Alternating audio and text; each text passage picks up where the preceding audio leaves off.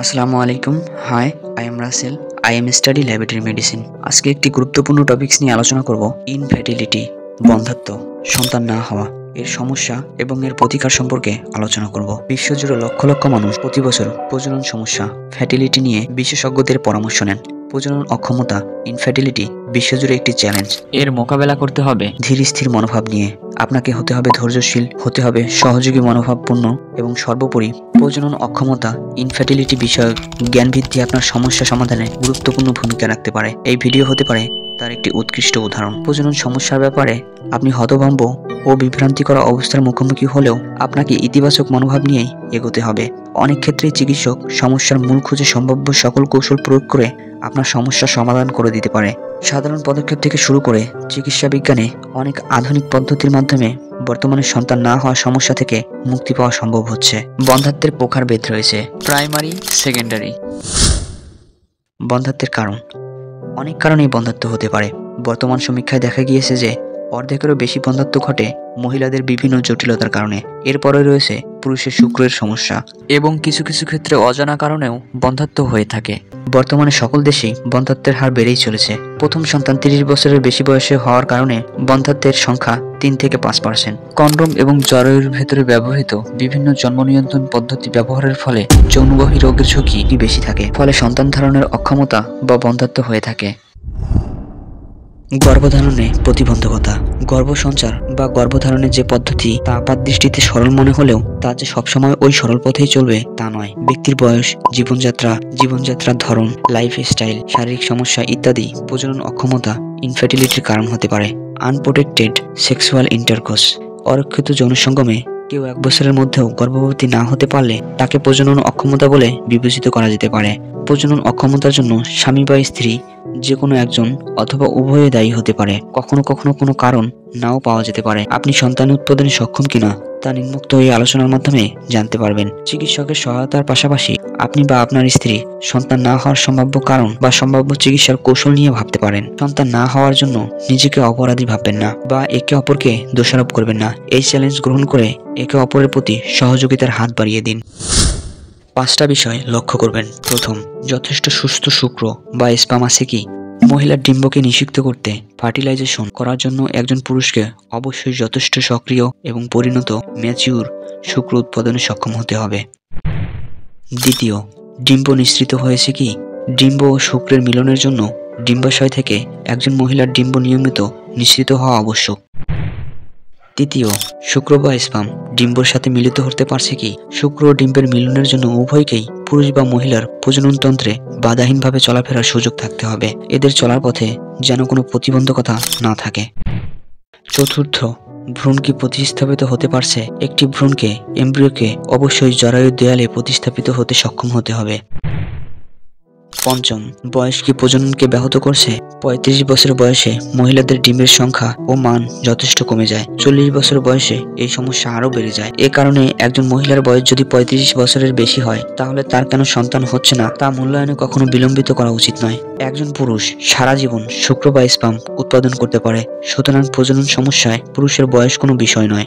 একটি শিশু ধারণের জন্য একটি মহিলার ওভারি থেকে অবশ্যই একটি পরিপক্ক ডিম্বক নিঃসৃত হতে হবে। এই ডিম্বক তার ফ্যালোপিয়ান নালীতে সুস্থ শুক্রাণুর জন্য অপেক্ষা করে। যৌন মিলনের সময় একজন পুরুষ প্রায় 10 মিলিয়ন শুক্রাণু নিঃসৃত করে। এদের মধ্যে একটি শুক্রাণু শুধু ডিম্বাণুকে নিষিক্ত করতে পারে। নিষিক্তকরণের পর ডিম্বাণুটি গর্ভাশয়ে প্রতিস্থাপিত হয় এবং বিভিন্ন ধাপে ধাপে ভ্রূণে পরিণত হয়। শিশু জন্মের পূর্ব পর্যন্ত গর্ভাশয়ে বৃদ্ধিপ্রাপ্ত হয়। এই সময় সে গর্ভফুলের মাধ্যমে মায়ের শরীর থেকে পুষ্টি উপাদান সংগ্রহ করে থাকে এবং অন্যান্য জৈবিক ক্রিয়া সম্পাদন করে। কিন্তু পেলভিস বা তলপেট সংক্রমণের কারণে ফ্যালোপিয়ান টিউব ক্ষতিগ্রস্ত হলে ডিম্বক নিষিক্তকরণ বা প্রতিস্থাপন সম্ভব হয় না।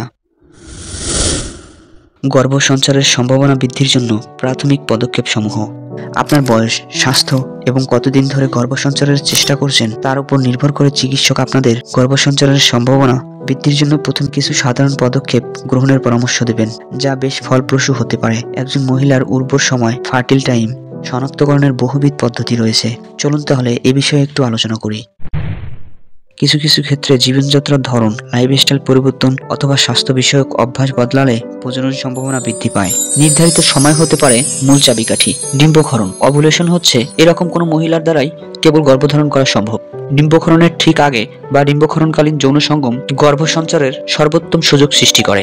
কিছু আলামত দেখে ডিম্বক্ষরণের সময় চিহ্নিত করা যায়। এসব আলামতের মধ্যে আছে দেহের তাপমাত্রা বৃদ্ধি, গ্রীবাদেশ, শ্লেষ, সার্ভিক্যাল মিউকাস পরিবর্তন এবং লুটেনাইজেশন হরমোন বা এলএইচ এর আকস্মিক বৃদ্ধি। 1. দেহের তাপমাত্রা বৃদ্ধি। হরমোনের তাপমাত্রা বাড়ার কারণে দেহের স্বাভাবিক তাপমাত্রা বেসাল বডি টেম্পারেচার ডিম্বক্ষরণের ঠিক আগে নেমে যায়। এই তাপমাত্রা আবার বেড়ে যায় ডিম্বক্ষরণের ঠিক পরে। প্রজেস্টেরন হরমোনের মাত্রা বেড়ে গেলে তাপমাত্রা নেমে যাওয়ার দিনটিতে অথবা তাপমাত্রা বৃদ্ধির পূর্বে স্ত্রীর সঙ্গে সঙ্গমের চেষ্টা করুন। 2 number, change in the mucous membrane of the cervix. জরায়ু, গ্রীবা, শ্লেষ্মা সাধারণভাবে ঘন ও ঘোলাটে থাকে। ডিম্বক্ষরণের পূর্বে অথবা ঋতুচক্রের 9ম অথবা 10ম দিনে এই শ্লেষ্মা পরিষ্কার এবং প্রসারণক্ষম হয়ে ওঠে, যেন শুক্র বা স্পার্ম ফ্যালোপিয়ান টিউবের পথে যাত্রা করতে পারে। শ্লেষ্মার এই পরিবর্তন আপনার চোখে ধরা পড়ার 1 অথবা 2 দিনের মধ্যে যৌন মিলনের চেষ্টা করুন, অথবা শ্লেষ্মা পুনরায় ঘন না হওয়া অবধি 1 দিন অন্তর যৌন মিলন করুন। সঠিক সময় সম্পর্কে কিছু পরামর্শ।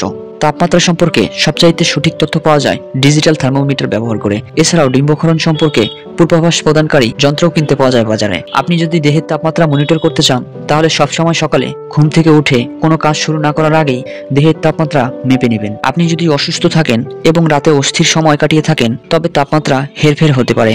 বিষয়গুলো একটি খাতায় লিপিবদ্ধ করবেন। যদি যৌনি ভেজাইনা থেকে বিন্দুপাত, স্পট অথবা অস্বাভাবিক রক্তক্ষরণ হয় সেটাও লিপিবদ্ধ করুন এবং চিকিৎসকের সঙ্গে কথা বলুন। ডিম্বক্ষরণের ওভুলেশনের সম্ভাব্য সময়কালে প্রতি 1 দিন অন্তর যৌন মিলনে সচেতন হন। যেসব খাবার বন্ধ্যাত্ব দূর করতে পারে এবং বন্ধ্যাত্ব সমস্যার প্রতিরোধক হয়ে উঠতে পারে: খেজুর, ডিম, দুধ, মধু, যে কোনো ধরনের মিষ্টি ফল, আনার, অশ্বগন্ধা, শিমুল মূল, বাদাম, ডালিম, আপেল ইত্যাদি আরো অনেক ফল। সাথে প্রতিদিনের খাবারে পুষ্টিকর খাদ্য রাখুন। জীবনযাত্রার যে সকল ধরন গর্ভধারণের প্রতিবন্ধকতা হতে পারে: ধূমপান। ধূমপানের কারণে মহিলাদের ইস্ট্রোজেনের মাত্রায় পরিবর্তন এবং ডিম্বের উৎপাদন হ্রাস পেতে পারে। জরায়ু, গ্রীবা, শ্লেষ্মায় নিকোটিনের উপস্থিতি শুক্রের স্পার্মের জন্য বিষাক্ত হতে পারে।